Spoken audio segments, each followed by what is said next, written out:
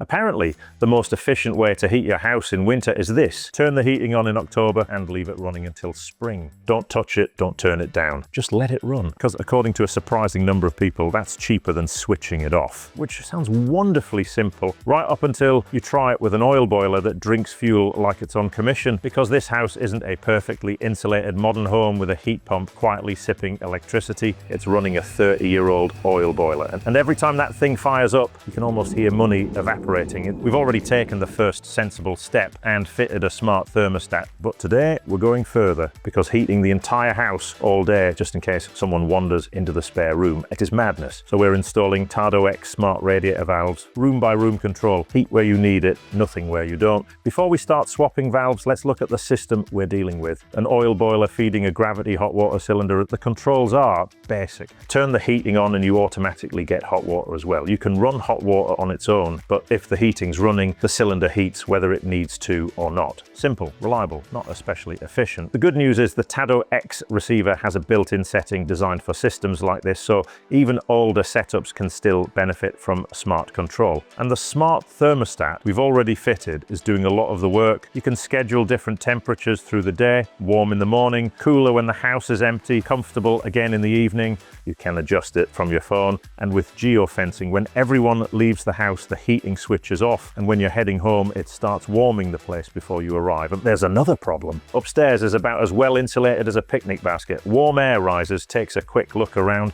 and disappears straight through the roof. Downstairs? Downstairs is worse. Solid floors that feel permanently refrigerated, and an open chimney that doesn't just lose heat, it actively encourages it to leave. A vertical escape route for expensive warm air. So the boiler is trying to heat two completely different climates at the same time. Most of the radiators already have thermostatic valves fitted up, but that isn't real zoning. They're just mechanical limiters reacting to the air around them. They don't follow schedules, they don't coordinate with the rest of the system, and they certainly don't know whether anyone is actually using the room, or whether the last person in there simply turned it up to maximum and walked away. So the system still behaves like one big heating circuit. Proper zoning is different. Each room follows its own schedule, its own temperature, its own logic. And with smart radiator valves, the house manages itself. Or better still, you manage it. From bed, on your phone, turn up just the bedroom, leave the rest of the house alone. No waking the whole heating system just because you're cold. And just heat where you want it, when you want it. Now, let's fit them. So we're going to fit our first valve. Now, this is usually an easy process. I've got some instructions in there. Open the box. There is the QR code. What we also have in here is a whole range of adapters, which depending on the type of radiator valve you're replacing, you might need. We shouldn't on these at the moment based on past experience, but who knows, we might have to revisit that. And I have got a hack coming up later in the video, so stay tuned for that. Really clever thing about these valves is it has its own little battery pack that you can recharge from USB-C. So we'll just take the tab out to power the device up. Now go into the app, settings, rooms and devices, add device. It's asking for the QR code, which is in the lid of the box. Okay, searching for device, which will mean I need to power it up.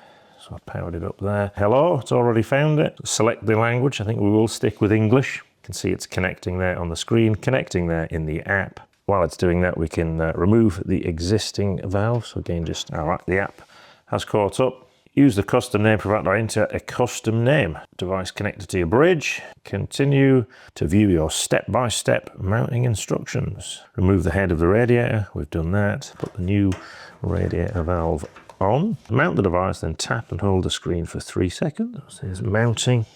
Again, so it's starting a calibration process just to see how far the valve inside there can travel up and down. And then it says mounted, obviously, so I don't have to sit like this all the time. You can change the screen direction. Congratulations, we've done. Now that was a pretty simple process. And you can hear the valve moving inside the housing there. We've got a new room, a kitchen. Right, and now we can see in the app that we've got our main Tado thermostat, and now we've got our radiator valve in the kitchen. Job done. So the next valve is a little bit more challenging because it's an older style valve that doesn't have a 30mm thread that is the standard on thermostatic valves. So we do need an adapter. Now I thought, I've found these valves in the past, they don't tend to have the right adapter in the pack. So I bought one of these on a well-known online retailer, and these were quite expensive. But the good news, on the Tado setup, there is one included in the bag. We're looking for the 28mm adapter, which is this one. Now the key here is you just need to put this little pin in underneath, because that is essentially the extender that comes down to trigger this valve. That goes in there like that, and you can see that moves up and down. So we just screw that onto top of our valve and then fit the Tado valve on top as before. A couple of interesting points: if you lose the QR code, so say you've moved house or you want to recommission it and reset things, when you look underneath there, the QR code to set up is also underneath the battery. And of course you will see the word matter there as well. You can commission this to be part of any of the regular smart home platforms, Apple HomeKit, bring it into Home Assistant, things like that, if you don't want to use the Tado app. And you can go completely offline doing that, and lots of people like to do that, but there are some advantages of using the Tado app that we'll come back to. Right, now let's crack on and put this one into the system. So again, same again,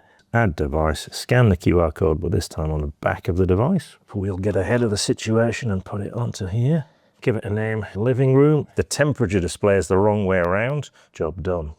Most UK homes spend around £1,000 a year just on heating, which means when you start stacking smarter controls onto the system, the savings can add up pretty quickly. Fit thermostatic radiator valves and you can typically knock 10 to 15% off the heating bill simply by stopping rooms from overheating. Add a smart thermostat and that can shave another 8 to 12% thanks to scheduling, smarter boiler control, and features like geofencing, where the system knows when everyone has left the house and turns the heating down automatically. Then go the full distance with smart radiator valves for proper room-by-room zoning, and you might squeeze out another 5 to 8% on top by only heating the rooms that are actually in use. Add that all together, and in many homes, you're looking at something in the region of 25 to 35% less energy used for heating. Of course, the exact numbers depend on the house, insulation levels, the heating system, and how the occupants actually use it. But when you're starting with a £1,000 heating bill, smart controls can pay back surprisingly quickly. Now, I know what some of you are thinking.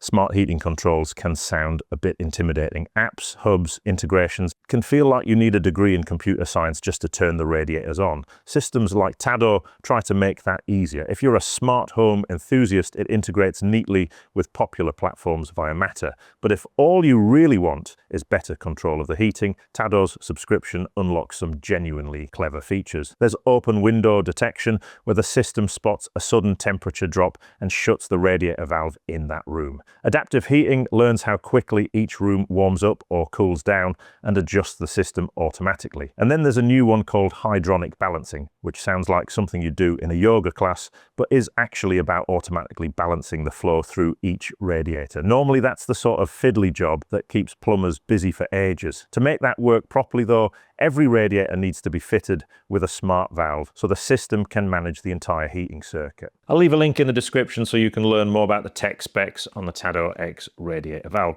Put any questions in there as well, perhaps we can mop those up in a future video. Of course, don't forget the other ways to save energy in a home, like putting a warm dog on your lap, but really blocking drafts that come in around doors, blocking up flues like this when you're not using them, with an innovation we discovered called the chimney sheep. But don't take things too far. Heating and ventilation can lead to mold if you don't get it entirely right. And my colleague Rick has found a brilliant solution to that problem in the video on screen now.